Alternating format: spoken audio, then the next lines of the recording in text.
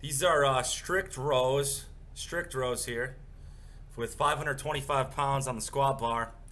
I've done 490 or I've done 500 before on the deadlift bar, so this is pretty good. I'll take it for a very perfect form strict row. 525 for 7 reps.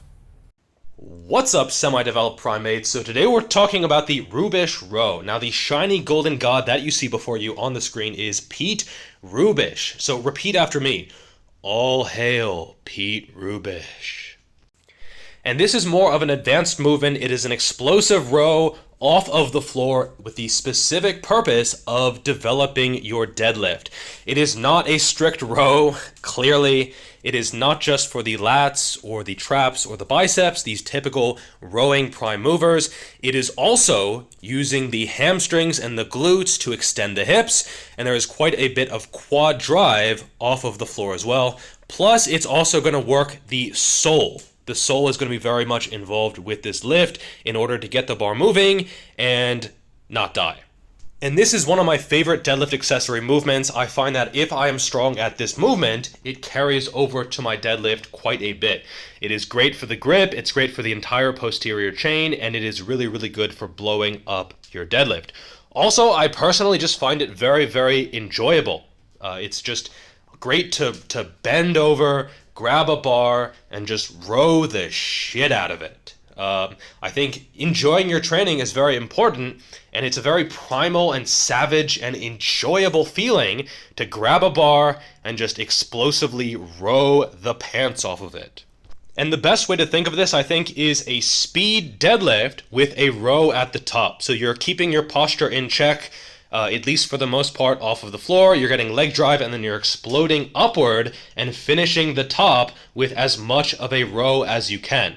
And I actually find that these work quite a bit of quads because you have to keep position off of the floor in order to be explosive at the top. If you sacrifice your speed off of the ground and try to go too fast off of the ground, you won't have the positioning to row at the top. So it's important to keep your positioning off of the ground, be patient, and not be too aggressive with the weight in the starting position. Also, pro tip, make sure the weight is the same on both sides of the bar. So you might want to check the bar before each rep just to make sure, you weren't being an idiot. I left this in just because I think it's important to show my mistakes on social media. I think too many quote-unquote social media influencers or fitness YouTubers or whatever the fuck they're called, they don't show any of their mistakes, they don't show any of their flaws, they don't show any of their fuck-ups, and this kind of stuff happens, I do stupid stuff in the gym. Occasionally I make mistakes in the gym, and it's just part of the training process. You just have to live, learn, adapt, and move on. In terms of loading, I would say don't go super heavy, like there's not really much point in doing a 1 rep max. I would say for most sets you're going to want to be between 4 and 6 reps, although occasionally Pete Rubish does some kind of AMRAP where he's doing like 10 or even 15 reps. I think that can have benefit, but keep in mind you can't do a ton of volume with that because it is just way too stressful on the body. And so I would say for most sets you're going to want to be somewhere in the 4 to 6 rep range. Also, keep in mind that your posture is important. You can round the upper back, letting your scapula protract in the bottom position in order to get some stretch on the traps and lats, and then squeeze at the top.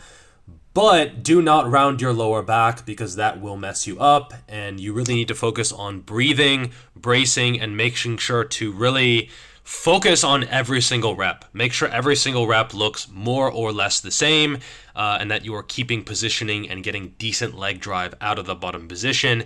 If you feel your lower back rounding, don't do this movement. You're better off just doing normal deadlifts or Romanian deadlifts or normal rows, as this is more of an advanced movement.